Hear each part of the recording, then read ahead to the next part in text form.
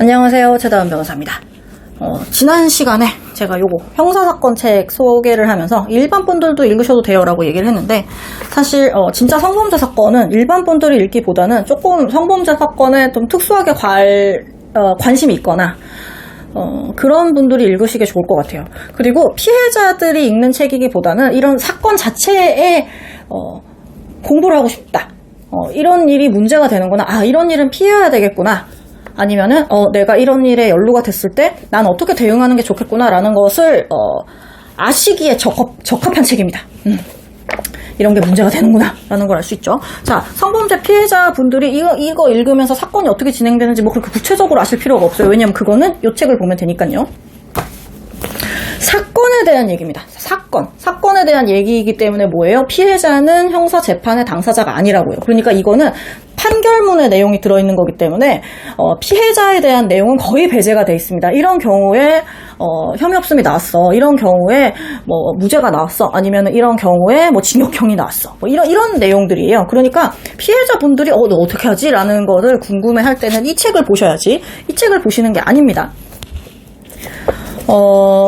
지금 사실 복잡한 법 말고 진짜 성범죄 사건은 제가 제일 첫 번째 썼던 책인데, 성범죄 사건만을 좀 유형별로 정리를 한 거예요. 워낙 다양한 범죄가 생기고 있고 디지털 범죄가 많아지다 보니까 사실 대부분의 형사 사건들의 유형이 다양화되고 신종 사건들이 많이 벌어지고 있는데, 그 과정에 가장 최근에 또 막 이렇게 미투다 뭐다 하면서 이제 성범죄 사건들이 워낙 이제 다양하게, 그리고 매일같이 우리 주변에서 이제 쏟아져 나오다 보니까 그런 것들에 대해서 제가 또 사건들을 많이 담당하고 있고 해서 정리를 한 것이고, 또 알아야 되겠다는 생각에 한 겁니다. 이걸 좀 내용을 조금 보면요. 일단은 가장 최신 판결이나 법령을 집어넣어 놨기 때문에 많이 도움이 되실 거예요. 이게 개정판을 쓰면서 그때 한참 N번방 때문에 형사법에서 성범죄 관련된 규정이 대대적으로 개정이 됐었잖아요. 그래서 제가 사실 개정판을 안 쓸 수가 없었어요. 그거를 쓰면서 또 뭐 대법원에서 판례가 바뀐 거, 뭐 그런 부분들이 막 이제 추가가 됐죠.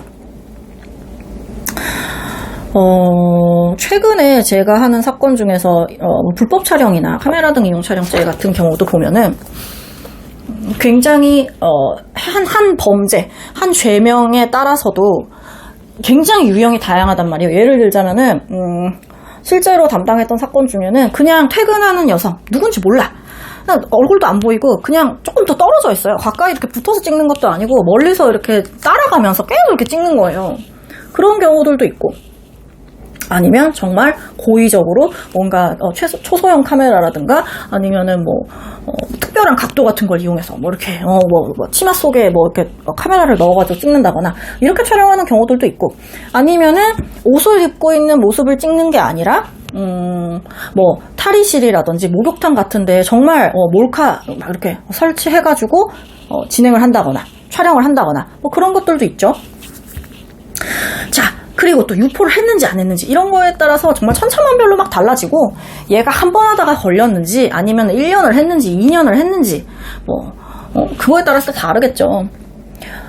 그렇기 때문에 어떤 모습을 촬영했는지, 뭐 얼마나 찍었는지, 그 사람을 뭐 특정할 정도의 뭐가 있는지, 뭐 여러 가지 방법, 얼마나 고의적으로 악의적으로 준비를 해서 찍었는지에 대해서 다 다르기 때문에 사실 그나마 좀 이렇게 한번 스캔하는 정도로 이해하시기에는 좋고, 또 만약에 어떤 관리를 하시거나 이런 경우에 이런 식으로 문제가 될 수 있다는 걸 사실 알아야 되는 분들도 좀 계시거든요. 우리 뭐 직원이든 아니면 우리 학교에서든 이런 범죄가 충분히 발생할 수 있구나 라는 거를 좀 인지하시고 관리하셔야 되는 분들 정도가 보시기에 좀 적합합니다. 취미로 읽기에는 좀 너무 하드코어하지 않나 라는 생각이 들기는 하는데, 그래도 너무 요새 흔하긴 하죠.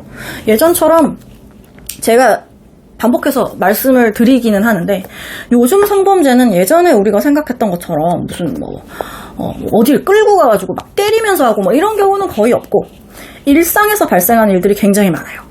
제가 공무원들 징계하는 그런 위원회 같은 활동을 하면서도 보면 뭐 직장 내 성추행 혹은 뭐 이런 어떤 성희롱 뭐 여러 가지 그런 성적 비위에 대한 케이스들을 많이 접하게 되는데요. 사실 가장 흔한 거는 성 비위랑 아니면 이제 직장 내 괴롭힘 요 정도인 것 같거든요. 그러다 보니까 어떤 경우에 문제가 좀 됐었어.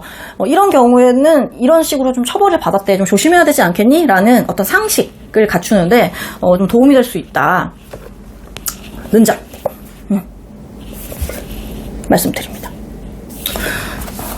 제 책들이 참 하나같이 참 실무를 하시는 분들이 오히려 좋대요. 저는 이 책을 보면서 제일 참 난감할 때가 뭐냐면 다른 변호사님들이 이 책 너무 좋다고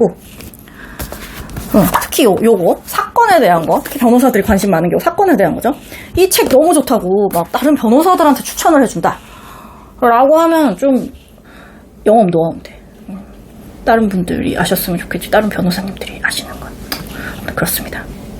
사실 이게 판례가 하나의 대법원 사이트에 들어가서 만약에 산다라고 하면 판례 하나당 1,000원씩 받아요, 대법원이.